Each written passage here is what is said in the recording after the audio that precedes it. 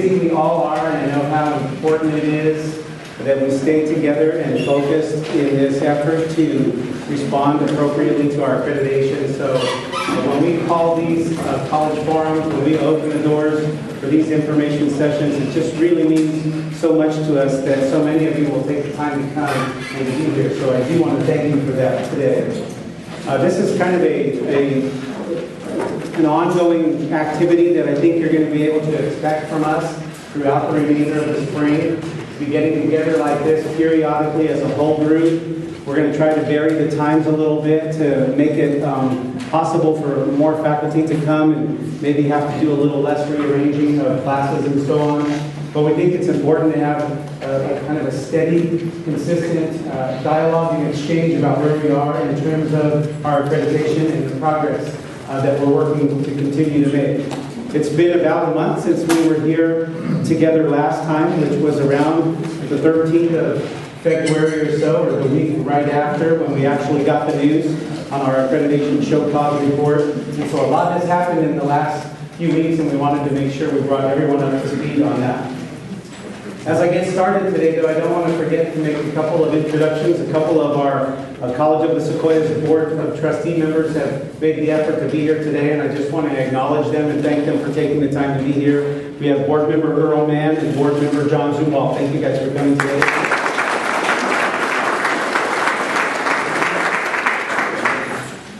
I wanted to start by going back just a little bit and recapping some of where we were. And for those of you who have been involved in many meetings related to accreditation, some of what you hear today from myself and the other speakers may be a little bit redundant. We apologize in advance for that. But there are some of us here who have heard some parts of some of the information and not others.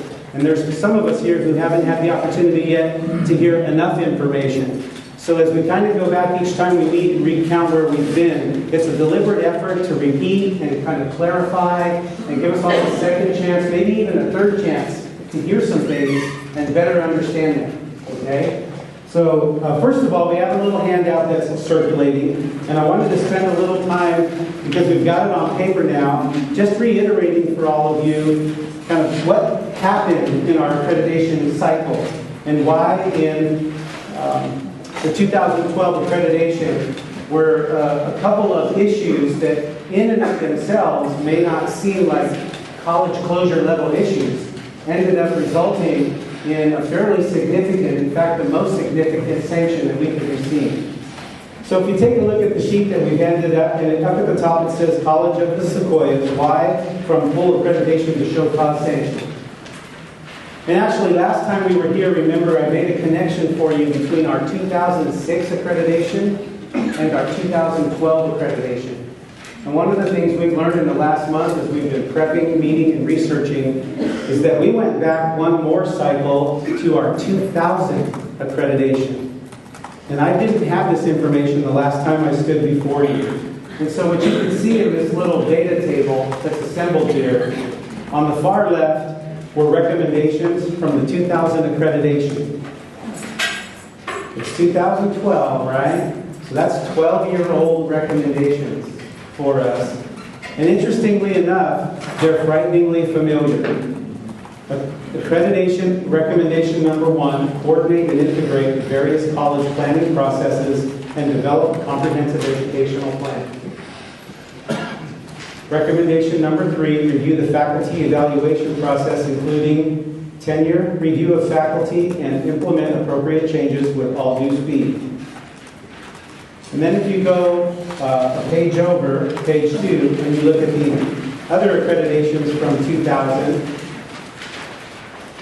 recommendation number 7, review the participatory governance structure comprised of the College Council and the extensive number of committees.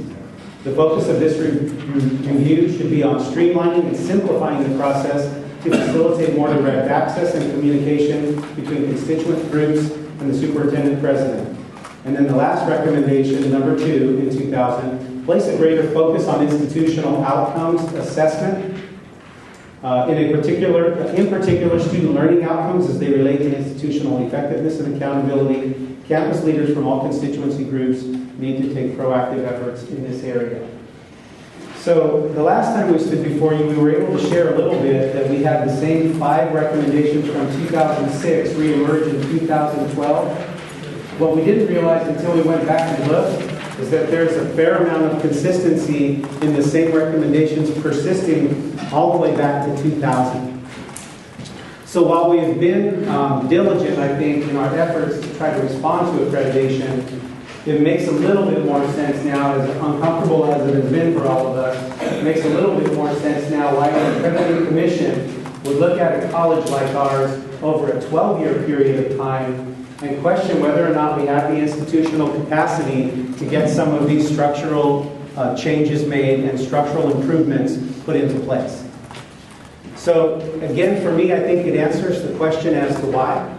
And it really doesn't matter much to any of us now about what we did or didn't do in the past, or who did or didn't hold the system accountable. I think what's most important now, and what I've learned by looking at this, is that it's probably really important now for all of us to become as educated as possible about the accreditation process and how it has evolved and changed. Because I think those of us who have been around for a while have seen the accreditation process evolve. And it has changed. But when you have an institution our size, which has upwards of 800 employees, when you include all adjunct and all classified employees and all faculty and all managers, and on this entire campus and on that large of faculty and staff, do you know how many members we have as an institution that have actually served to be a visiting team accreditation member to go out and accredit another community college, which is one of those activities that institutions do to learn about accreditation? We have one. So we have a need, and I certainly have a need, to learn more and become more educated about accreditation, especially accreditation in 2013, which is different, evolving, but different even than accreditation in 2000.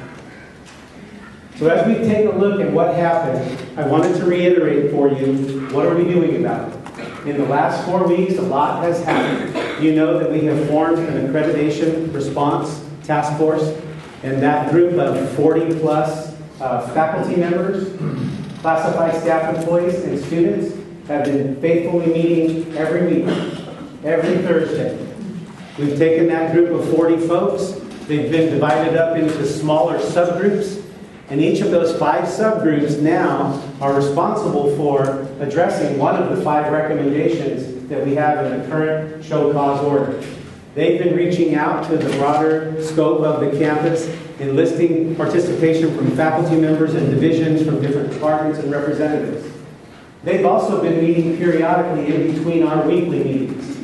So the people who are rolling up their sleeves and really helping us in this process have, in some cases, committed to 2 or 3 extra meetings a week to start to work to address these issues. So we can't thank them enough, and I can't thank all of you enough, because in one way or another, if you haven't already, you will be engaged and you will be involved. And even if it's continuing to come to these meetings and participating through the committees that you're on or through your department or your division, you will continue to be involved. We've initiated and kicked off the Accreditation Community Advisory Committee.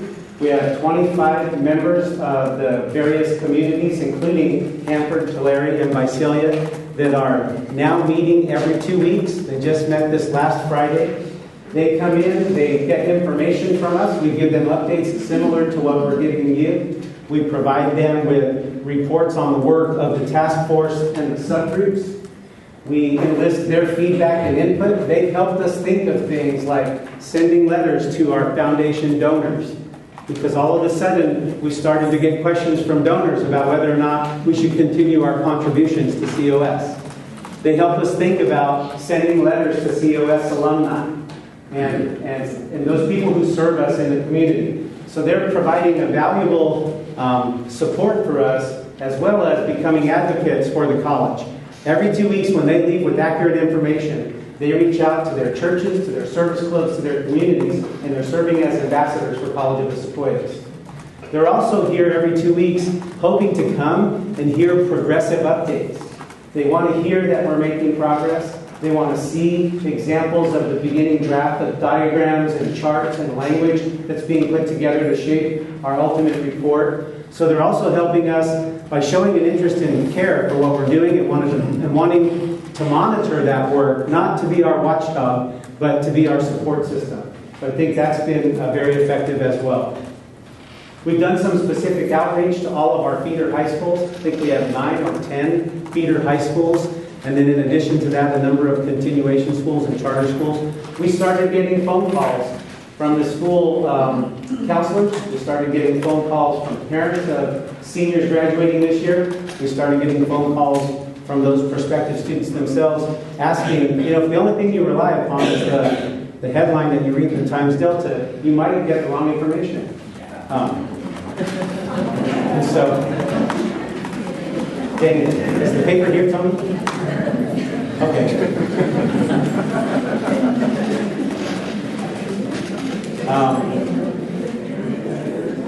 We've been able to provide information to those high school faculties and counselors by going out and personally meeting with every high school faculty and group of counselors in all 10 of our feeder schools. And by this Friday, when we break for spring break, we will have personally either myself or a member of senior management stood in front of those faculties and those counselors with our fact sheets, our points of information, our quarter panels, and giving them a status report, a status update, reassuring them in their confidence in College of the Sequoias.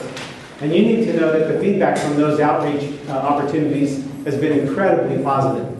It's almost like every other kind of survey we tend to do in the community about College of the Sequoias. We're a very endeared institution to this region, and people genuinely want us to be successful. So there's a high degree of support out there for us, and that's just been reaffirmed by the efforts that we're taking to reach out to our high schools and our local parents and students.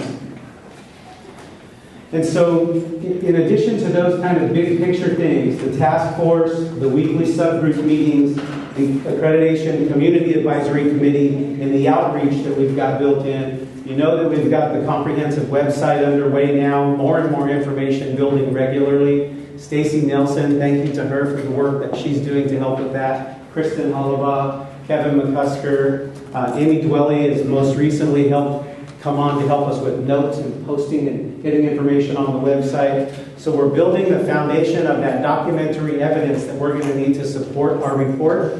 And it's all being collected now in one place so that when our visiting team finally does arrive in November, we're not going to have to gather up as many things as we may have had to in the past. We're building it all in one place from the very beginning. And we encourage all of you to frequent that, look, and pay attention to the information that we're compiling there. Okay, as I look down now, I figured out that I just stepped onto about 3 of the first bullets that Jennifer was going to talk about. So, with that in mind, I want to bring Jennifer up to give you a further update on the things that we're doing in terms of our internal work, and then she's also going to take the opportunity to introduce one of our 2 consultants who's been here with us for the last couple weeks, helping us. So, Dr. Lucerna, I'll ask you. I think she's going to be accompanied by our Academic Senate Chair, Michelle Hester-Reyes.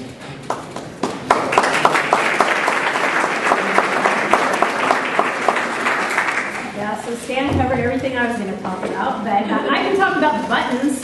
So we've also done a marketing campaign, so hopefully you all grab a button. And what we're looking at is COS 2.0. It's like the best version of the iPhone that you have. We're hitting the reset button, and by fall will be the newest version of COS 2.0. So we're wearing these buttons. They're on our site. It's kind of our logo that we're going forward with on accreditation. What I would like to do, Stan mentioned that we have about 40 people serving on our accreditation task force, and I'd like all of those people to stand up right now and be recognized. So if you guys, the task force, can stand up.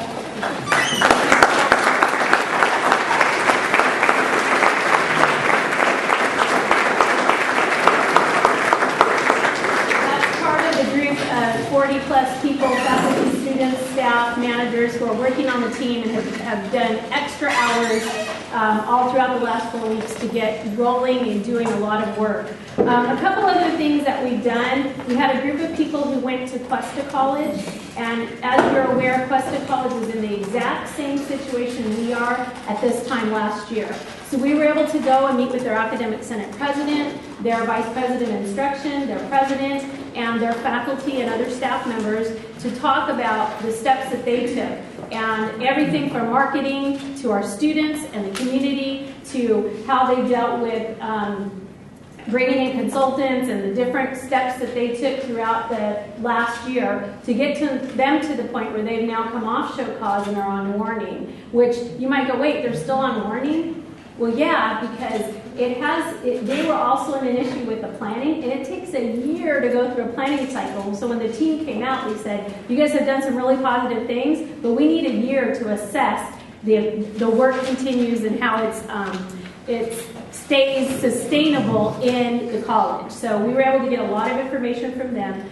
Superintendent Carasosa and I have had conversations with Dr. Barbara Bino, who's the president of the commission, the Accrediting Commission for California Community and Junior Colleges. And so we've had conversations with her. We've been able to update her on our progress and the work that we're doing, and we will be in regular contact with her. We are attending we've been to a couple of Accrediting Commission trainings, and we're going to several more in March and April. We'll have some faculty attend. Superintendent Carasosa will be attending one. I will be attending one. And we're getting what he referenced to as educated as we can across the campus on what the requirements are for the standards from the Accrediting Commission. The other thing I wanted to touch on is I wanted Michelle to talk about the different things that Senate's been working on, so I'm having her come up right now. Hi, I'm going to have to read from my notes because things are happening fast. But at our meeting last week, we approved all the faculty appointed to the response task force committees. And just a big thank you to all classified faculty and management serving on these committees. Your work is truly essential to bring COS back to full accreditation. I'd also like to thank the campus newspaper, in particular Tony and David Pasillas, for all the work that they've been doing on keeping us informed, and the associated student body for the forums that they've come up with. I have appointed Dr. Trimble, our incoming Senate President, as the official accreditation liaison. Where are you, Thea? There she is.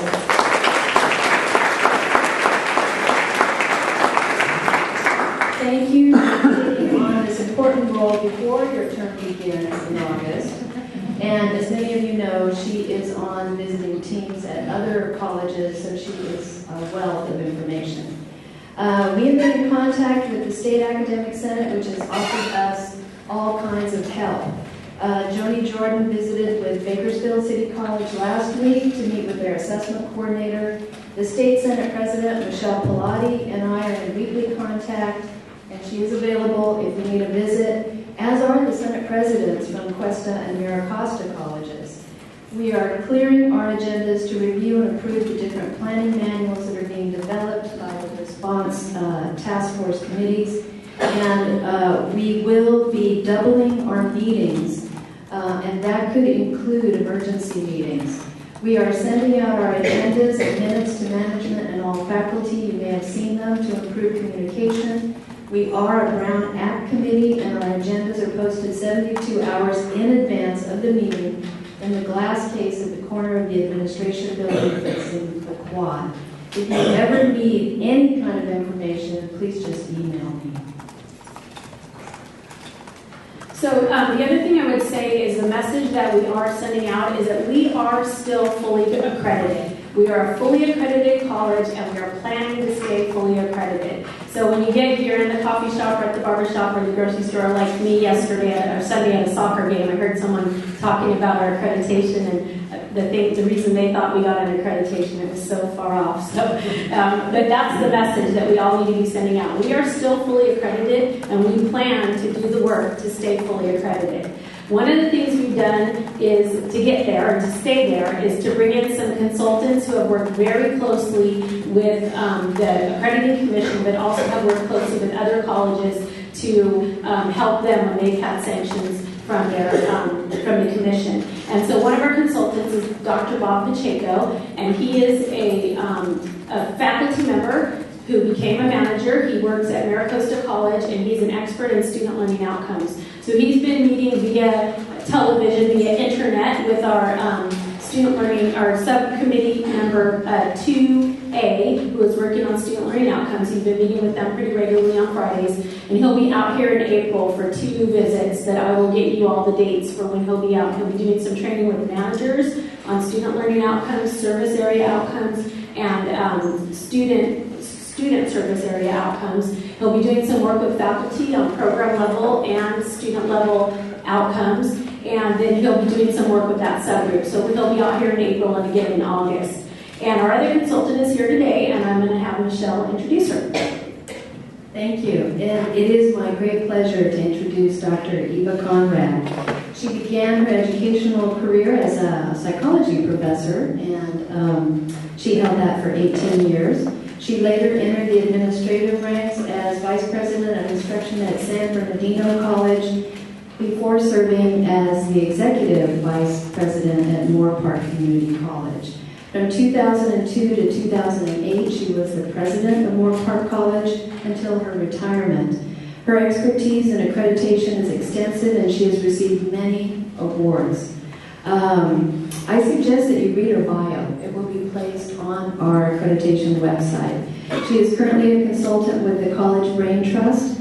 Knowing that I would be introducing her, I looked at my notes from the last 2 meetings when I met with her, and this is what I come away with. She's a breath of fresh air.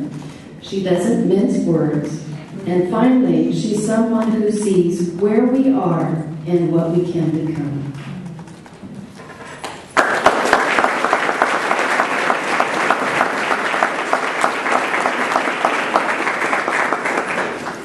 Thank you, Michelle. What Michelle really means is I've been brutally honest. I've managed to insult everybody in the room at least once in every meeting. So here I go again. I am honored to be here. It is a joy to be here. You have an incredibly beautiful campus. You have an incredibly dedicated group of people who are working, as Michelle just described, time and a half to make it all happen.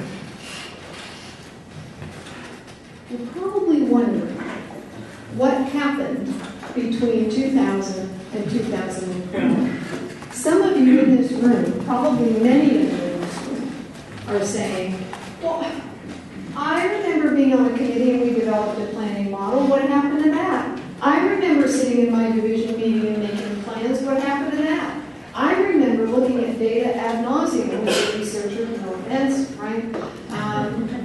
And we're not getting credit for that. The issue is, from the perspective of the standards, and what the standards really are best practices.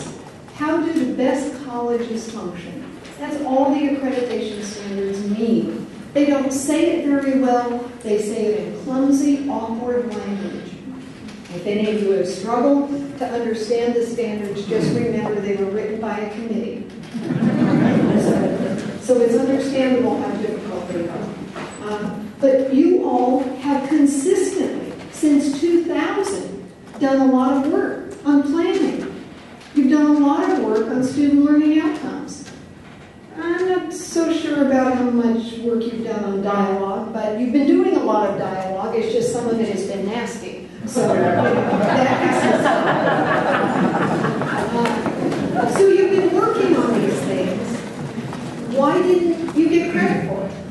And I'm sure, maybe only after a glass of wine, but I'm sure some of you have said, it's that darn commission, or it's that hateful Dr. Beaman. These are the people responsible for us being in trouble. And that's not true. So step one is a reality check. Yes, indeed, you've been doing a lot of work since 2000 on student learning outcomes, on research. You've been doing a lot of dialogue. I refuse on that one to say you've been doing a lot of good work on it. You've been doing a lot of work on planning. But it isn't sustainable. The fact that you made a planning model, You put it into practice for a semester, and then you throw it out and start over. Or every time a new college president comes, he or she says, I know all about planning. I'm going to tell you how to do it the right way. Throw out everything you've ever done, and you won't let them. Not anymore.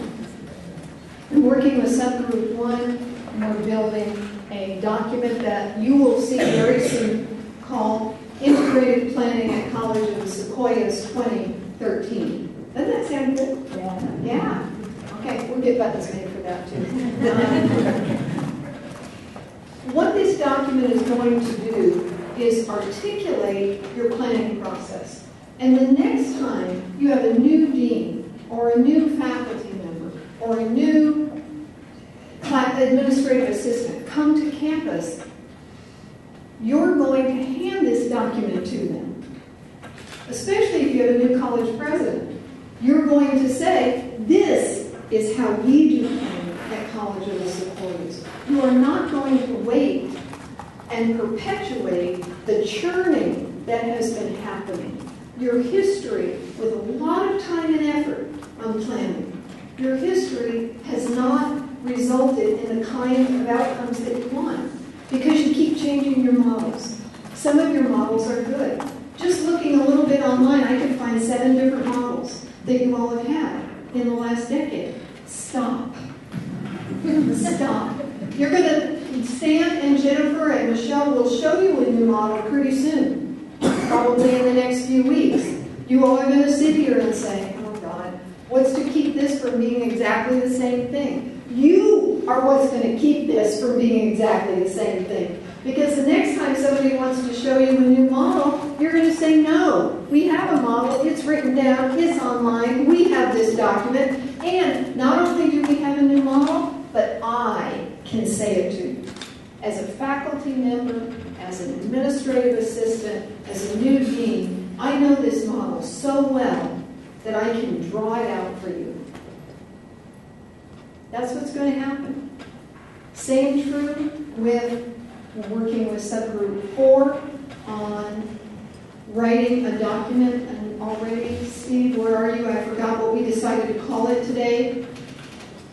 District governance? No, what is the title of our document? Making, Participatory governance at COS. we didn't call it participatory governance. Well, whatever we call it, you'll see it soon. Can you tell it's still draft? Governance and decision making. There we go. Governance and decision making at College of the Sequoias 2013. Is that it? Yeah. Okay. So what this document is going to do is outline, is going to do one of the things you have to do in the standards, which is make decision making transparent. Okay? Michelle has been in these conversations talking about we need some operating agreements. And it's kind of like the rules of the dance, or the rules of engagement. How are we going to treat each other in these committees? What is the scope of responsibilities of different committees? And what does a committee mean? A work group getting together to put the catalog together is not a committee. Okay? So you've had 12 years of accrediting teams tell you that you have too many committees. Well, you're going to see a lean and mean and more effective model really soon. When these models come out, both for planning and for governance and decision making, you all play a crucial role. If this were any other time, we could have a bright new idea like a planning model, and it would go out of that work group to the academic senate. Everybody on the academic senate would take it out to their divisions and departments, and we get feedback, and then, it could take 3 months. You don't have 3 months. So instead, we're going to have to shift to a different sort of mode in this moment. There cannot be business as usual. And one of the ways we're not going to have business as usual is all of these documents are going to go out to everybody on campus, all at the same time. We're still going to ask Senate to take a careful look and approve things that they need to approve. But we can't do the normal dance here because we simply don't have those months. So the Senate is going to get it at the same time that the whole world gets it. We're going to need all the feedback coming back in, and we're going to have to do really quick turnaround time. Midnight oil has just begun. So when you get these emails from Jennifer or Stan or whomever's in charge of sending them out, saying, please read this and respond. Please do it. You don't have to read the whole thing. Look at the table of contents, pick out your favorite 3 pages, and read it. The more people who are reading it, the better. The more feedback we get, the better. Because what we're after is a change of the past. Not models that we're going to throw away, but models that we're going to commit to living with for a while. And processes that we're going to commit to that include assessment. So if we build a model, something in planning, I'm going to meet in the next hour with the program review group. If you build a program review process and you decide to change it, that's not a bad thing. As long as you have a process in place to do that assessment, as long as you know when you're going to get feedback from people, and you're going to do continuous quality improvement. Any of this make any sense? Okay. What we're after is not having a cult of personality. What we're after is building processes that will thrive with this college and will help this college thrive. Processes that are greater than one individual's participation and passion. And you can do it. You're already there. Look at the dedication to the people who are already working on this. The rest of it is just technicalities. We're in great shape, and I'm honored to be with you all. Thank you.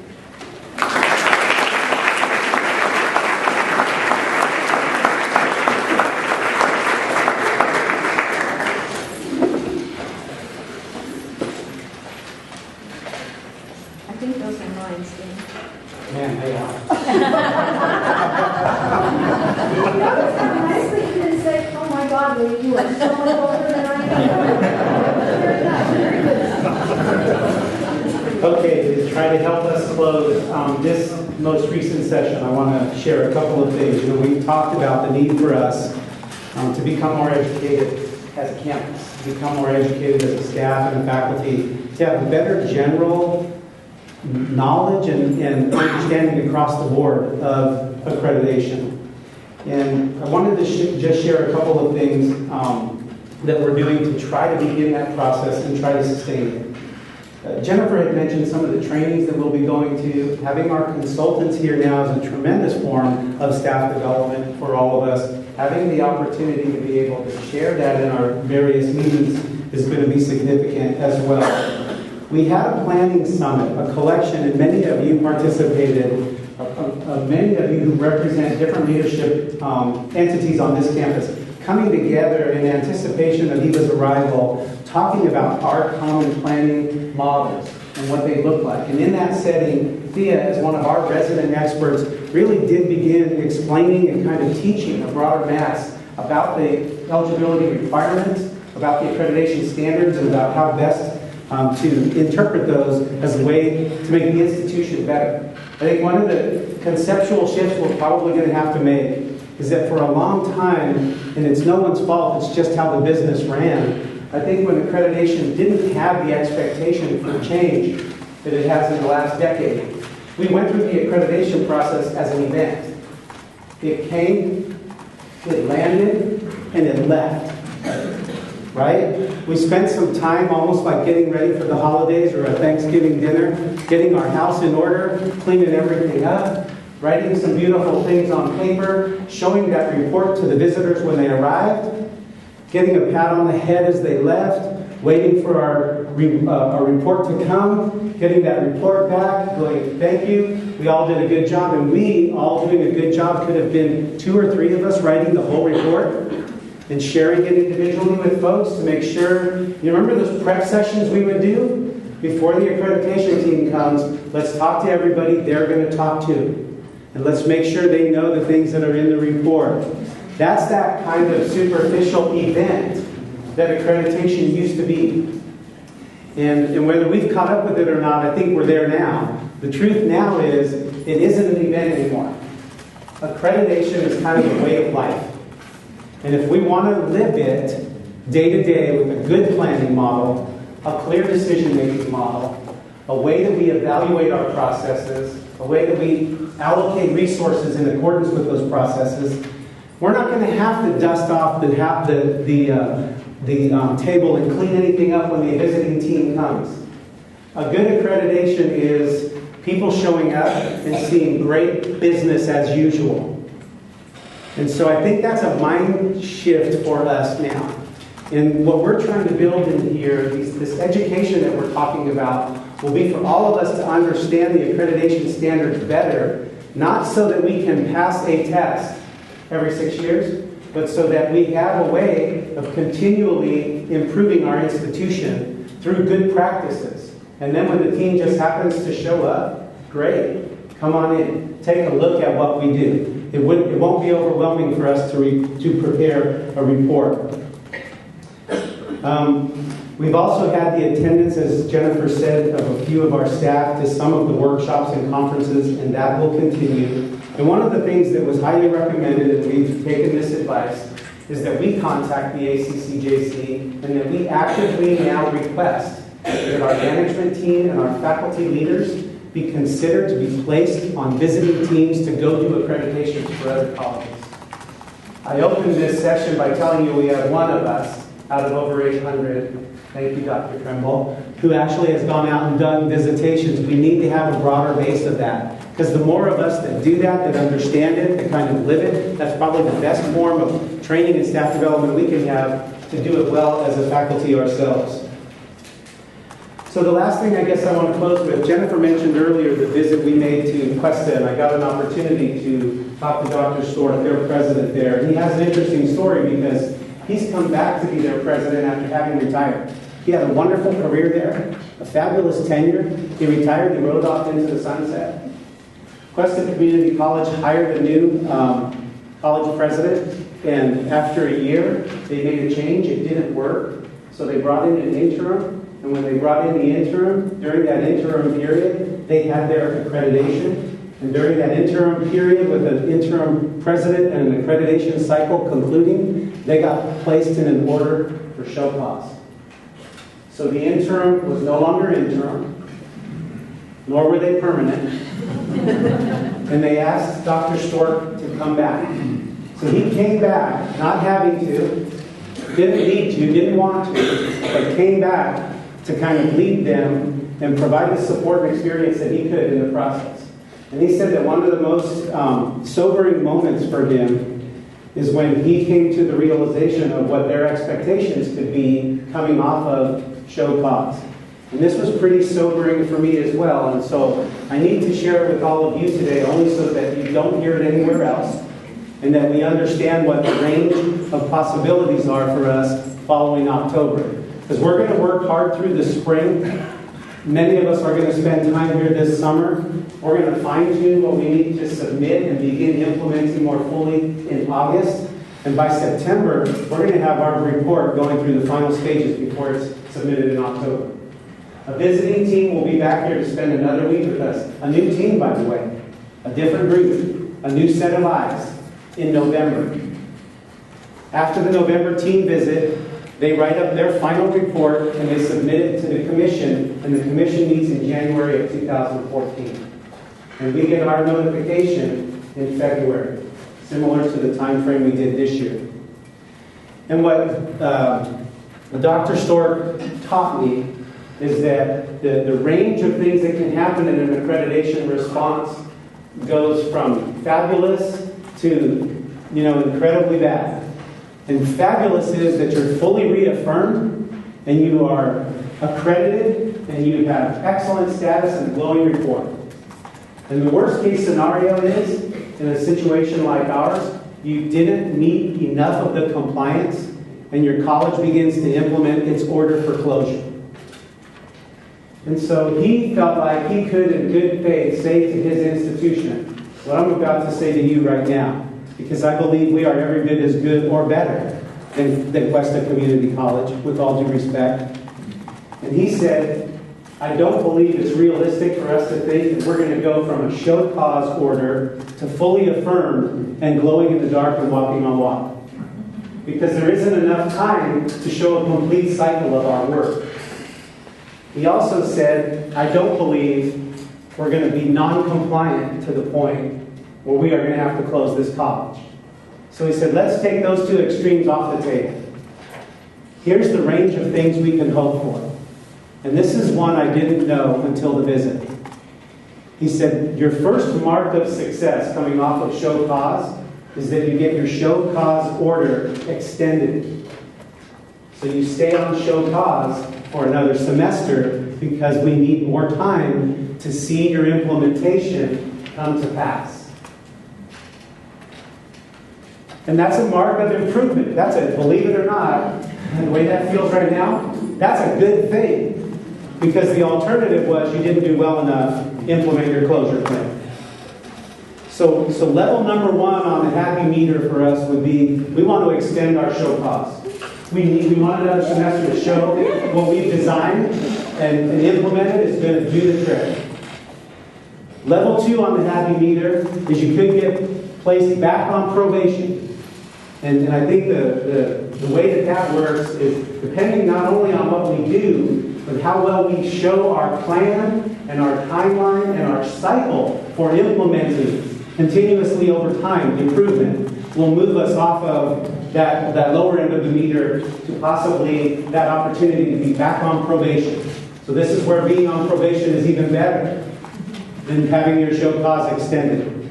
And then the final level would be the best we could probably hope for is you move past the show cause extension, you're not on probation, things look so good, we're going to move you guys up to your warning. You're going to be back on warning because it looks pretty good, and if we can check at the end of the semester and everything that you've done and say you'll do is in place, then warning is going to be your happy dance.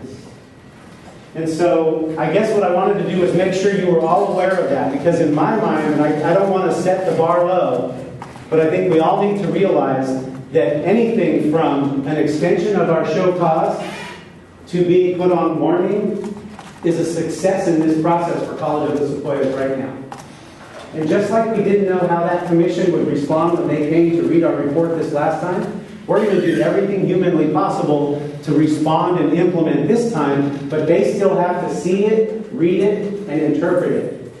And we want it to be good enough, strong enough to make sure that at a minimum we extend our show cause. And beyond that, we maybe can get probation or even placed back on warning. And who'd have thought we'd be ever be hoping, well, please put us on warning, please. But we have some control over that, and the more that we work on it, the more I understand what the depth of implementation and planning needs to be now for us to move that needle over as far as we possibly can. Okay? So that's the kind of latest, greatest update on things that are happening. Again, we want to thank you so much. Are there any questions that anybody has that we could answer for you today? We have Dr. Conrad here, we have Michelle, we have Jennifer. Anything from either Senate, management, or consultant perspective that we can answer for you, and we'll do the very best to do that. Yes? How does the APs and the DPs, all those things we've been working on so much, and how you work with it all the time, how does that fit into the new governance procedure? Well, I think what's going to happen is what we're doing at our level is we're cross-referencing any structural changes that are being proposed. For example, the planning model and the governance decision-making model have to be cross-referenced with current policy and administrative procedure.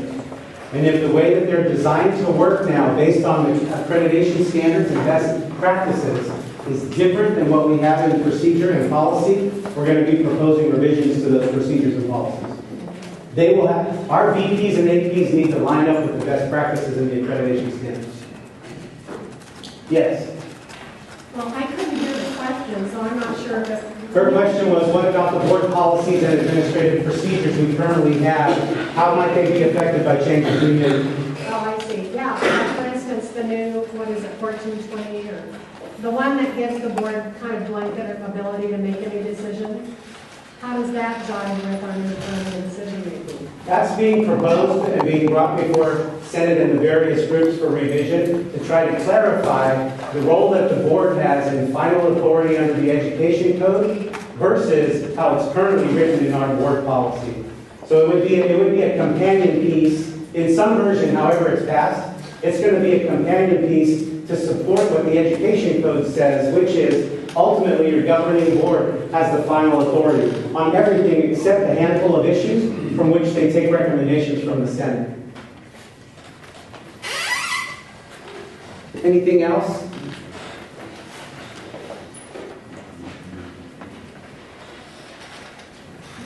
Okay, well, you have been fabulous today. Thank you so much. We will see you again soon.